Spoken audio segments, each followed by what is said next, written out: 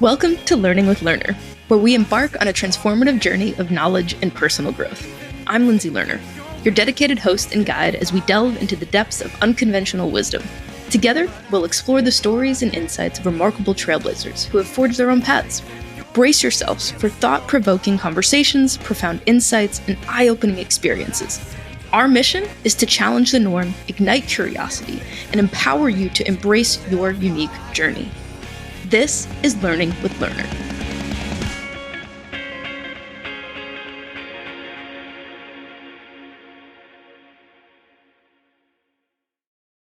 Welcome to Learning with Lerner. In this episode, we are thrilled to have Elizabeth Monier Williams join us as our guest.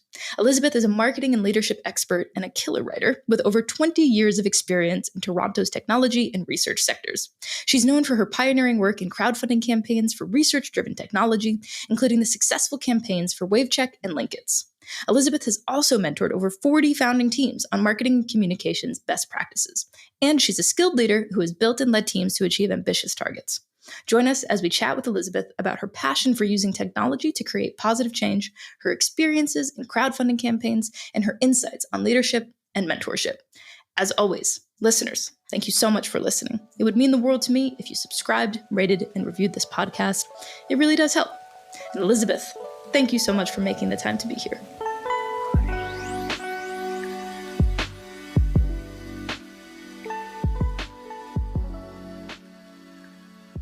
Elizabeth, thank you so much for being here today. I super appreciate it. My pleasure, Lindsay. It's great to be here. I'm so excited. Heck yeah. And you are calling in from Toronto. Have you always lived in Toronto? My adult life, yes. I was born in Northern Ontario, and then we lived in Scarborough when I was small, which is a suburb of Toronto.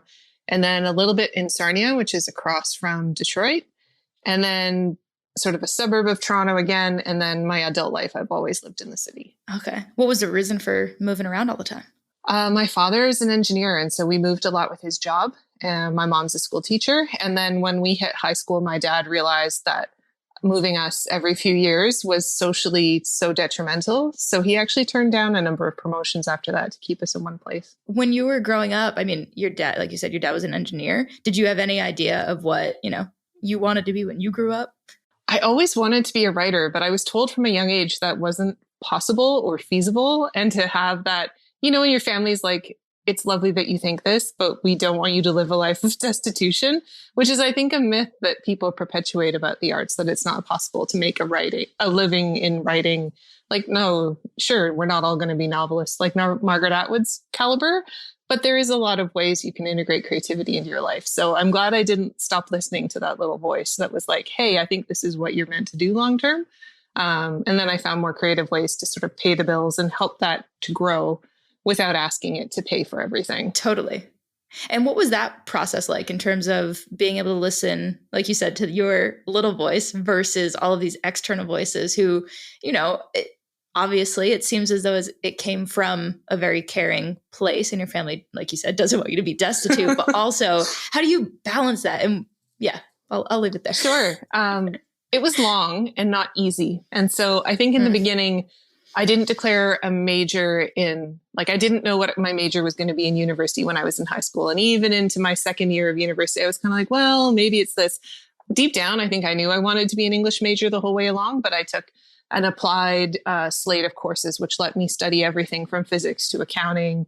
Like, I sort of pretended as long as I could that I was going to do other stuff. And what I've discovered is that actually the cross-pollination of all the other stuff, whether it was school, whether it was jobs I have, colleagues I've had, has made my writing life so much richer. So I don't see any of that time as lost. But it took me a long time before I was like, I'm going to be in communications and then eventually marketing. And I'm going to develop skills for making and launching products. And again, that has helped my career as a self-published author as well. So like the overlap was always there and harmonious, but it took me a long time to understand what was going on. That's awesome. Do you have I've asked a lot of people this question. I'm very curious as to why we continue to perpetuate this stereotype of poor, starving artists. And I think the broader question around why is it that the arts seem to constantly be devalued and set aside and pushed away. And everything else, it feels, at least as somebody who's in the artistic community, it feels like everything else is just so much more important. Yeah. So I think there's two things happening. One is modern Western civilization itself, which values the sciences, empirical knowledge, the things we know at the left sides of our brain, improvable theories and testing. And like, I believe in all those things. Those are helpful, but they don't mean the right side doesn't have validity and doesn't contribute and isn't in some ways wiser than, your left side, which is, I think of the side that, is good at solving technical problems, but also spends a lot of time ruminating in the dark at 3 a.m. where you're like, left side, you're not helping so much right now. Whereas the right side, which I think of as more attuned to my creativity and to my physical self, knows those deeper lessons. And it took me a long time to learn how to listen to that part at my peril. I think it also goes with an idea that Liz Gilbert hits on beautifully in her book, Big Magic, which is about living with creativity, where she talks about patriarchal approaches to art, that art is something you wrestle with, that you have to subdue, that maybe you're both drunk, who knows? Like that sort of Ernest Hemingway idea, it's going to torture you until maybe to the sorrow of his family, I'm sure, until you blow your brains out. Like that stereotype of art is something that destroys you, I think comes from that line of thinking. And she does such a great job in that book of being like, hey, you can be friends with your creativity. You can take it for dates. You can go on walks. I took mine on a date last week myself. I went to see an exhibit at one of the museums here in town just because I was like, we can go and get new inputs and have a good time. And I think things like that are healthy. The other thing I took from her book that I love is this idea that creativity is like a muscle, but it's also a capacity that if you have it and you don't let it run, it is like the dog that will eat your couch. And I think she's bang on the money for that. So I think some of our ideas about what art means come out of that sort of whatever the Hemingway tradition of creativity is, whatever you want to call it. I think of it as a little bit tied to patriarchy as well. I think it comes from there. And I think we're learning now, like I hear much more conversation now in my 40s than I ever did in my 20s about how you can live with creativity differently. Yeah, without a doubt. I love the way that Liz Gilbert talks about it as well. I was fortunate enough to go to a workshop with her and Rachel Cargill. Oh, cool. What a about pairing. A year ago. Yeah, it was super, super epic and inspiring. And it was really interesting just to hear even more personal stories, because obviously she shares a lot in her books and other pieces of writing and whatnot. But I think you hit the nail on the head in terms of that relationship. And how did you go about being able to not wrestle with creativity, but more befriend it? Was that more of a conscious process, or was that like a kind of like, screw you, mom and dad, I don't want to, I'm not listening to you anymore. This is what I want to do. Yeah, I did get to I don't have an adversarial relationship with my parents at this point in my life. And I didn't really so much when I was younger. I always understood they weren't necessarily my enemies, but they were trying to make sure I could, have a life and have some basic, the Maslow's hierarchies, that's still valid, fixed levels 2 and 3. But what I learned was that writing will creep in no matter whether I want it to or not. And I am better as a human being when I'm letting it run and exercise than when I'm trying to walk away from it or pretend it's not there. I'd say I spent a lot of time in my 20s wasting a lot of time. I had a very long, ambitious, alternative historical reality kind of fantasy epic that was very overwrought, but also very slow. My husband calls it the glacier book, as in glaciers move faster than that plot, which sounds, I guess, a bit mean at the time, but that's how we talk about it now. I think at the time he was very supportive, and now we can sort of be like, yeah, that was a little slow.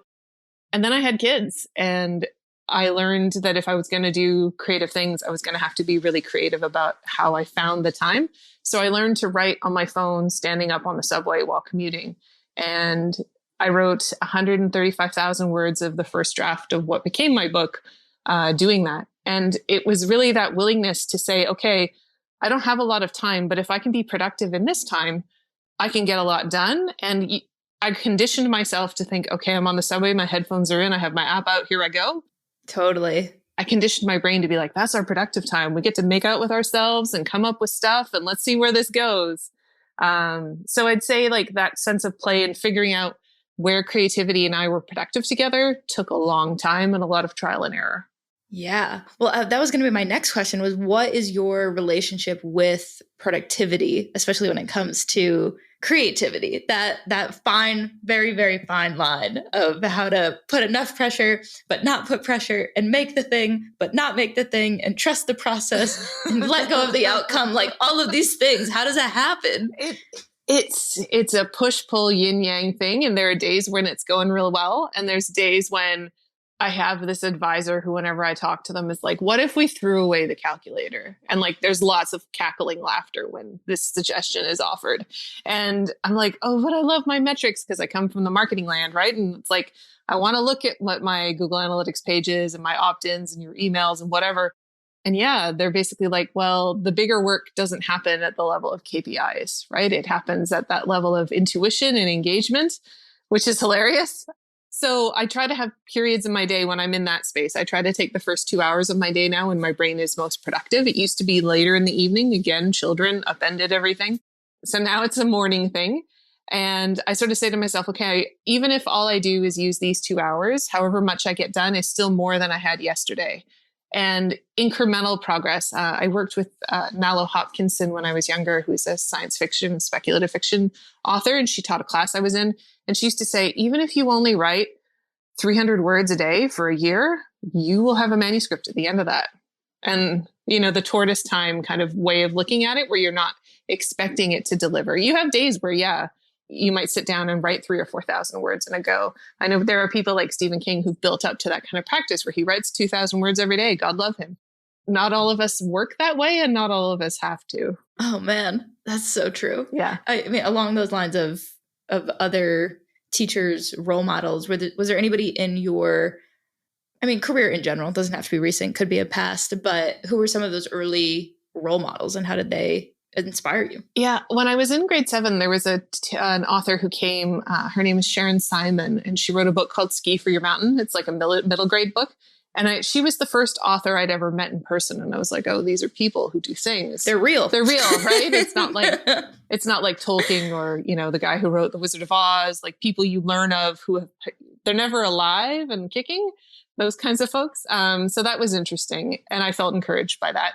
And then I had a grade 8 teacher and an OAC teacher who basically encouraged me to hand in my writing for credit.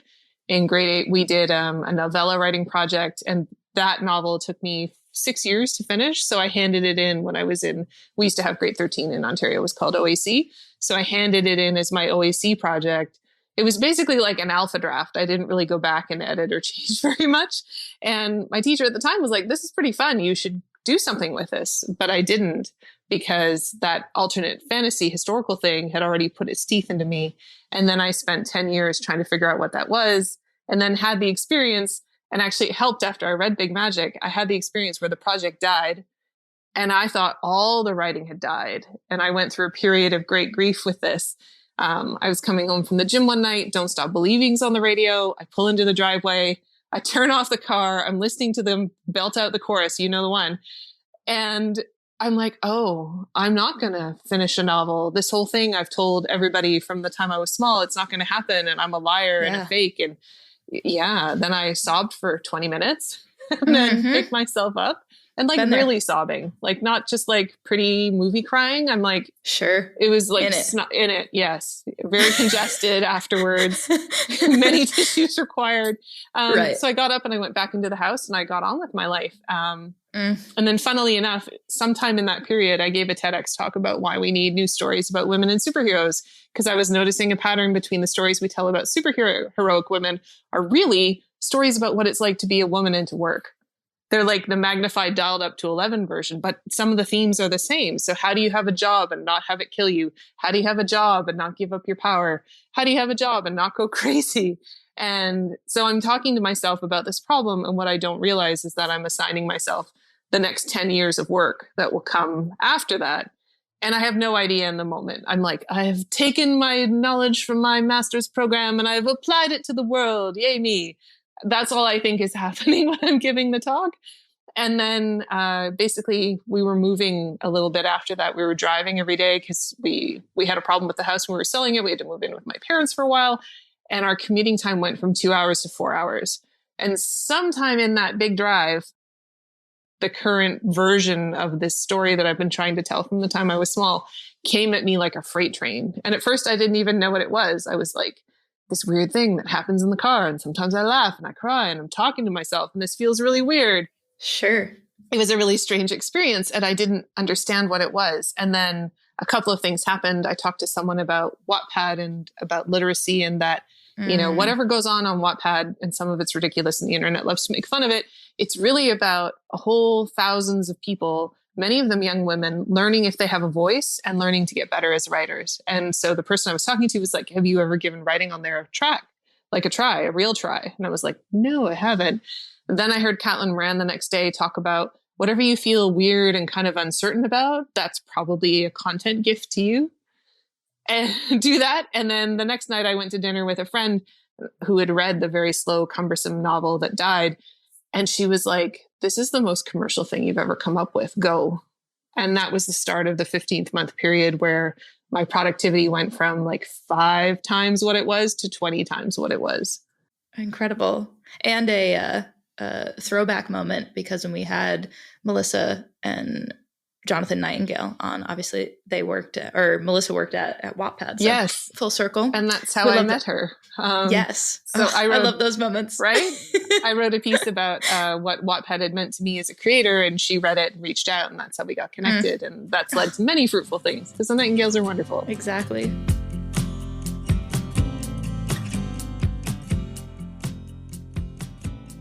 Along the lines of your comment you made earlier about women in general and stereotypes and navigating that, are there any specific challenges that you've faced as a woman in a pretty male-dominated industry, and how have you really focused on overcoming them? Sure. I think the biggest one is that marketing is, if you think about production, marketing is usually the end of the chain. So there's all the decisions that are made about products and how the business is going to run. And then the marketing people are expected to usually come in at the end, figure out how to package it up and sell it, and then get it over the line, when really a lot of that work has to happen in the beginning or concurrently. And if there are delays on development and the marketing people, don't have time to make screenshots and videos and assets and whatever we're doing, then our work gets delayed as well. And I think getting folks to understand how that timeline works and what is movable and what is not was the biggest challenge in my early career. I think I put myself through a lot of stress for problems that were really not mine to contend with. But it takes a long time until you're comfortable enough in a role to be like, listen, you can scream and cry all you like, but I cannot do this in a faster period of time than I told you. So if you're late, we are late. Totally. And did you have any early experiences that sparked your interest in technology and research? I know obviously we've spoken a lot about your writing career and what that's looked like. And what was that moment or series of moments that pivoted things over to more of the tech side of things? Sure. I was always interested in like research for its own sake. Like I remember being an undergrad and really enjoying the experience of being an undergrad, where it's like a buffet, right? You can just take a course in this and a course in that and nibble away. And researchers themselves who spend like 20, 30, 40 years really thinking deeply about a subject, A, they're fascinating people, B, their work is really compelling, and C, writing about it is super fun. So I spent the first decade of my working life in academia, helping researchers to tell stories about what the problems they were trying to solve, or how something that was invented in their lab could then go out in the world and help people in a real, tangible way. It's a lot of fun, and that's a fun space. And so the segue from that, I ended up at an organization called Mars Innovation, which is part of the Discovery District here in Toronto. It has a different name now, but basically they worked with academic founders who wanted to take their technology out of the lab and build a company around it. And so I was the marketing/communications person working with like 40 projects. And it was everything from drug development right through to, mobile apps for context-aware computing, that kind of thing. It was a lot of fun, and I got to do a lot of things. And that's sort of where my move into tech as a working career really happened. Oh, that's amazing. And I mean, as a founder, as someone who's so in the weeds and like doesn't come up and be like, hey, this is what I'm working on, I'm just, it's so needed. Yeah. And it's a lot of fun because being, as I've found running my own practice, it's really lonely. Yeah. Right? You need all that too. peers and you want people you can sort of run things past. And so I think we were both that feedback group and also that very early, even pre-seed stage funding source to be like, is this viable or should you go think about it some more? Or is this viable? Or, oh, it would be, but 17 people filed patents before you did. So maybe there isn't much to happen on this one. It was a really fruitful and exciting atmosphere to be a part of. And a lot of the storyline that one of the characters in the book, Dave, has, he's a former startup CEO who before the novel begins has had a really rocky exit, like financially successful, but almost ruined him health-wise. And so I think that experience wouldn't have been something I would have pulled into my writing if I hadn't spent time in those spaces and listened to people who are really going through it. Totally. Oh, it's so interesting. And so is that how you were able to find this? I hesitate to use the word balance. I don't like necessarily the word balance because that implies that you're going to be like teetering in some capacity. So more of this, I think, integration of, you're a little kid, baby Elizabeth wants to be a writer. You're like steadfast in that goal. That's so kick-ass. Like you're figuring out all these ways to do it. You're committed to doing it. And then obviously you're growing, you have a family, you have kids, you have all these responsibilities. There's got to be some way to pay bills. If it's, if the book hadn't yet taken off, like what are you going to do? Is that how you were able to integrate all of your skills and talents of writing and storytelling was through this role? And then that led to the rest of your, illustrious career? Yeah, they kind of happened together. So I was writing, the Broken Project was when I was in sort of the higher ed period. And then as I was transitioning out of that, that's where I have the moment in the car with the Don't Stop Believing. And then I spend a couple of years in the new startup space and a lot of things are percolating. And then when I guess I was 2 years into that role when all of a sudden the train moment of inspiration hit me. Totally. And then I was working on the second draft at the most intensive place. I joined another startup full time to really get hands-on in a role. And I wrote the second draft of what is now books 1 and 2 when I was in that role. And it was probably the slowest I was through that whole period just because the day job was so demanding. But because I had the commuting built in, that muscle and that creative impulse was always flexing. And I find it easier to be hands-off and not as ego-driven in my career corporate work if I have my writing work, because that there's an outlet, right? You're not asking your career to do everything for you, like pay your bills, advance your sort of prospects, and also satisfy your creative impulses. Like asking one role to do that is, I think, really hard. And I think that's part of the reason so many people have side hustles. Yeah, without a doubt. Without a doubt. I mean, it's the same thing in relationships, like expecting one person to just be everything always is a recipe for disaster. Yeah, it just puts such a burden of expectation on it. And it was in the middle of that I encountered Big Magic, and it sort of confirmed some things I was already doing and then helped me to be like, oh, it's normal to kind of have an inspiration experience that comes at you like a thunderstrike. It can be really exciting, and let's see where this goes. And then so my startup career progressed to the point where I had enough time and seniority and experience that I could really start consulting. And so that shift happened a couple years into the pandemic, sort of midway through 2021. And I went full-time freelance, and that let me sort of structure my day to protect that beginning writing time while still giving the rest of your time and day the energy that you have to helping people build their stuff. And it's fun. I prefer that to having to think about my writing all day. I think that would be exhausting in a similar way, just sort of the other end of the spectrum. So that mix really works for me. Definitely. And what does that look like for you now in terms of your daily structure, any habits, the structure that you've built for yourself and how that plays out? Yeah, the biggest piece is once everybody is out of the house, which happens now by 8:30. It was different during COVID when everyone was here all the time. So once they're off on their day, I come back home. I spend 90 minutes writing. I get prepared for whatever meetings are ahead. And then I sort of work in 90-minute blocks for whatever is on the table. Sometimes it's work with a client. Sometimes it's work on my own material. I have a friend who likes to joke that the cobbler's children go without shoes. And I definitely jumped into consulting without thinking very much about my own web presence. It was built to sort of for one purpose, but not to support a consulting practice. So that's one of my big projects for 2023 is to get that in order. That resonates so hard. I'm like, Right? oh man, I've spent my entire career working basically with other artists and creatives and musicians, and like their social media has millions and millions of followers. Then you go on mine and it's like, who are you? How'd you get here? Why are you here? I'm like, oh. Yeah. Yeah. It's totally rough. It's totally rough. And you're like, oh no, the cobbler's children, their feet are bleeding. And you're like, I should really fix that. But We then sure should. you're being pulled in another direction. So Oh, yeah, totally. I understand that tension. Without a doubt. How have you seen technology and research as industries really change throughout the course of your career? A lot of digitization and automation have become big.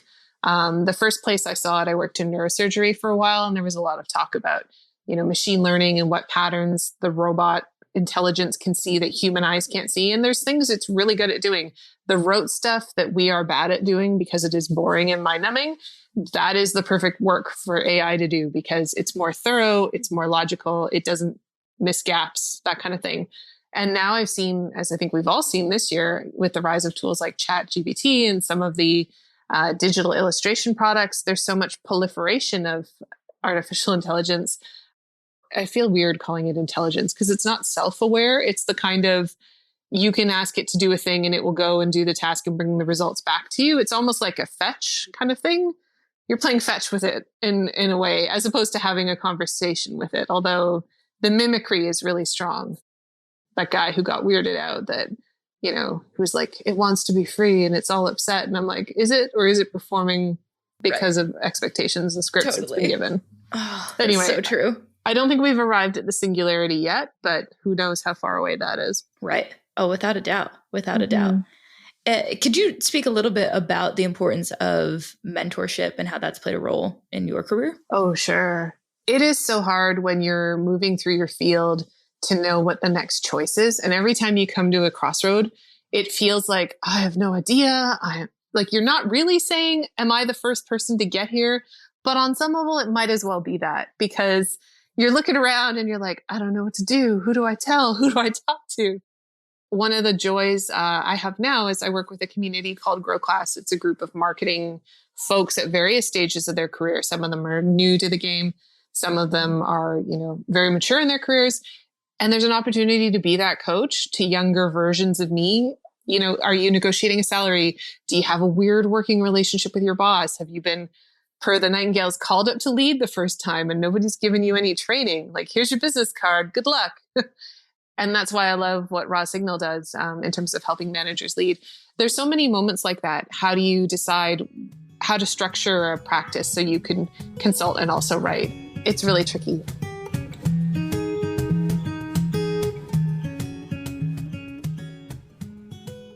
I'm very curious from the perspective of the different crowdfunding campaigns that you've launched and what that was like and how you were able to use your creativity, your writing, your skills, and how that really was, a big catalyst for the success of these projects that you've worked on. Oh, so the first time I did crowdfunding, I kind of fell into it backwards.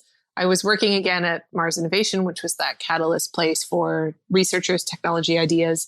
And I had this brilliant colleague, her name is Fazla Seeker, and she looked at what I was doing and a technology she had on the bench that was to help basically two researchers, one a physicist, one an like a radio oncologist, had figured out that they could use ultrasound to see inside breast cancer tumors and measure whether or not chemotherapy is working. I don't know how much you know about breast cancer. I knew nothing when I started, but basically a lot of it is it's more of an art than a science because they give you a course of chemo. They hope it's going to work. 60 to 70% of the time it doesn't. So they had this tool that with ultrasound could see inside the tissue and measure the rate at which the cells are dying, which is called apoptosis. And it seemed really promising. There was a lot of good data, but everybody was kind of sitting on their hands and nobody wanted to take it forward, except the researchers, obviously. They were very passionate about it. Lovely people and a real delight to work with. And so Fazla looked at me and she was like, I was seeing a lot about crowdfunding. Could we take this out there and really build a buzz for it? And I was like, sure, naively. I knew very little about we crowdfunding. Sure can. Yeah. I knew a lot about communications. I was getting my feet wet in marketing. a lot of things I would do differently now. Anyway, we took it out on Indiegogo. We had a really great experience. We were trying to raise $96,987. You can tell that figure is still burned into my mind. We got to about 53,000, and it was challenging because like you're trying to get people to support a technology and research. You can't give them, nor would you want to give them cancer. You can't give them the machine to be like, treat yourself at home. Like, no, that's not going to work. So we had to get really creative about the rewards. Anyway, we got about halfway. On some level, it was a bit demoralizing because you really wanted to get it all the way. But it created so much PR attention around the project because we hit the national news media a couple of times here in Canada, TV, newspaper, that kind of thing. There was so much excitement for the project that then the people who'd been waiting, the other sort of partners, came in over the side and funded it the rest of the way. So even though it wasn't like an objective hit, if you look at it now on the page, it did get there in the end with all those sort of ancillary supports. It was a really cool project. It was exhausting. My first real experience, I think a good prep for startup and a good prep for product launch. And then after it was done, I read Brené Brown's Daring Greatly about what you do when you do work that requires that you go into the public arena and what happens to you when that happens. And it made so much sense to me after. I'm like, oh, this is the price of admission. This is normal. And then when we did it the second time, it was on Kickstarter. It was for a toy, so you could actually give rewards that were related to what you were funding, a wearable technology for girls to encourage them to code. And that one did hit its milestone of 100K, which is not a hugely widespread thing in crowdfunding circles. Like a lot of campaigns hit their goals if they're structured well, but hitting 100K for anything is that's a lot of impressive. Money. Yeah, without a doubt. It was fun to take the lessons of WaveCheck and apply them forward. And then that also, again, drilled forward on my own journey with my own book in terms of knowing what you need to have seed people in place and getting people to do those pre-orders. And a lot of the tactics for crowdfunding really translated. So it was a great education course in a lot of that sort of campaign-driven marketing. Without a doubt. And please tell us about the book, where people can find it, and anything else that we need to know. Sure. I'm not sure. Is the video part of this? It could be. Okay. Well, in case it is. So this is a copy. This is Chaos Calling. It's book 1 of the Zenthian Cycle. So my book is about a group of people in their mid-30s. As I said, they all have backstories before the novel begins. I talked about the one character who'd been through startup land. Another one is an emergency room physician. Another one is in realty, but has had a parent who's just passed away. So like a range of experiences happening as the novel opens. They share a very strange teenage experience that none of them really understand, and all of them had very different reactions to. And basically, as the novel begins, they find out it was training what happens if the end of the world comes in your lifetime. And so because you've had this experience, you're ready to respond, but you didn't know that that's what it was. And so how do you get basically your twin brother and his best friend from your childhood on side to come and help you, because it is irrefutable that this is happening, whether you want it to or not. And then it's a question of who's going to join in and help and all of those questions. Yeah. Mm-hmm. I love that. Yeah, we'll definitely go to send me the link. We'll put it in the show notes for anyone who wants to check it out. Do you have any advice for young folks, or really anybody who's interested in pursuing a career, whether it's in marketing, leadership, going rogue, and starting your own consultancy? What does that look like? It's definitely easier to go rogue when you're older and you've had more experience in a bigger network. I will say that. I'm glad I didn't try that when I was 25. Doing it in my sort of 40s made a lot more sense. I would also say that try a bunch of things. I was lucky I did co-op when I was in university. I went to University of Waterloo, has a really great co-op program.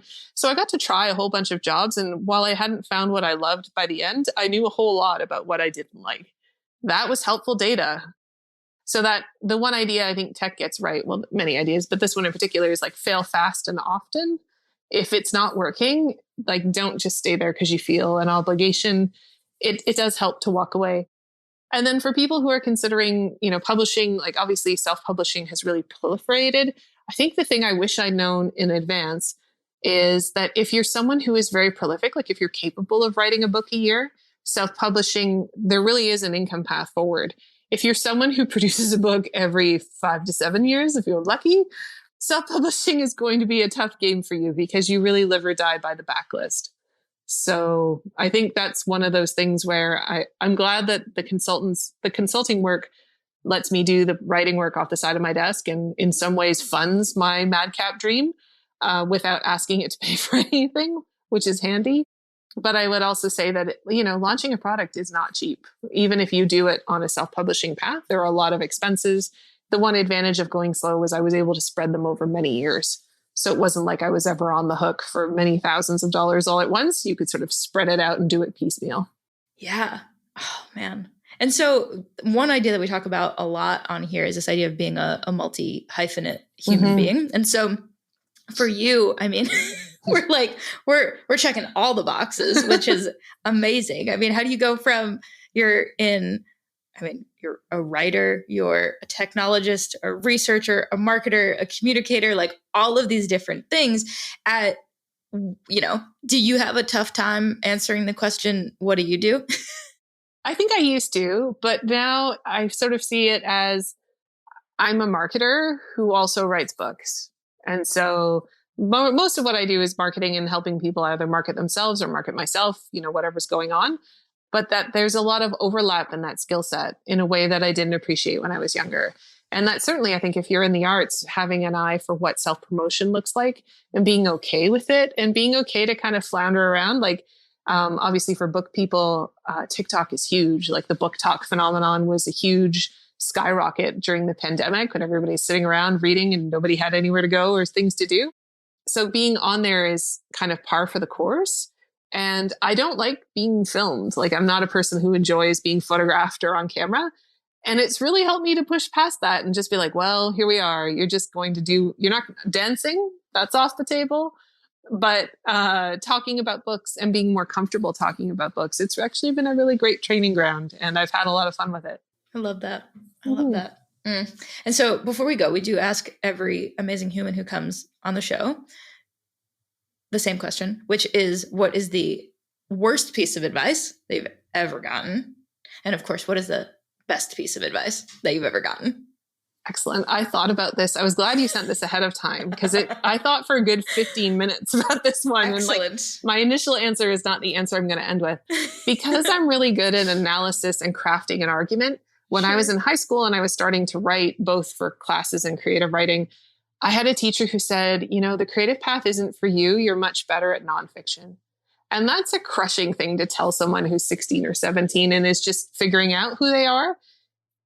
Like writing, it isn't. And writing isn't like math or some of what I understand, like, pure math, the math theory folks, where people have these bursts of insight when they're in their 20s and when their brains are young. Creative careers can be cumulative, and just who you are as a teenager does not define the artistic expression that you're going to achieve later. So I really took that to heart initially, and I'm glad I walked it back and let that piece go. Excellent. I love it.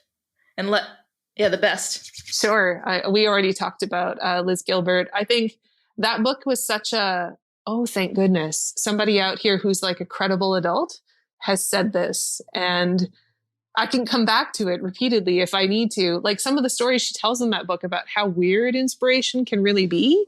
The one about the lady who hears the poem coming and like pulls them on the page and writes it down backwards. Like I think about that all the time, and just how strange human brains are and how little we understand about their deeper, higher level connectivity and the tie between creativity, inspiration, and those subconscious cognition. I think it's a fascinating area. I wish I could jump ahead in time 200 or 300 years and just be like, okay, what did we figure out? What was all the things? In the meantime, big magic is a pretty great substitute. Yeah. No, I mean, it's so curious just to think about that. And I mean, for me personally, it's a fine line between like sitting around and contemplating it and then just totally spiraling into existential dread. But yeah. Yeah. It's easy, right? I think the brain can also, in the way that it's also deeply connective and inspirational, it can also be a hall of mirrors. And when you get yourself in a dark place, your brain's really good at thinking you into a trap, papering you over with glass or mirrors, and then you can't see a way out. And you're like, well, there's no door. And, I believe in the power of therapy and the power of asking for help. And I'm really glad, again, that my younger self was able to do those things. And I would encourage anyone listening who's in that place. Yeah, there is a way out of the mirror prison. You don't have to stay there. For sure. Well, thank you so much for taking the time to be here and to share your stories and your insights. And I can't wait to talk to you again soon. Thanks again for having me on, Lindsay. It was a great pleasure.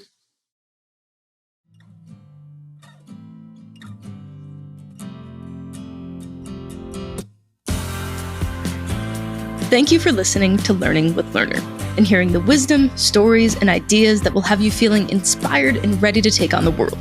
If you've enjoyed this, please remember to share, rate, and review. It means the world to me and the team putting it all together. If you're looking for more information, you can find me at lindsaylerner.com. That's LindseyLerner.com. Or if you've got any questions or curiosity about me, you can find me on Instagram and TikTok at Lindsay Lerner. Thanks again for listening and have an awesome day.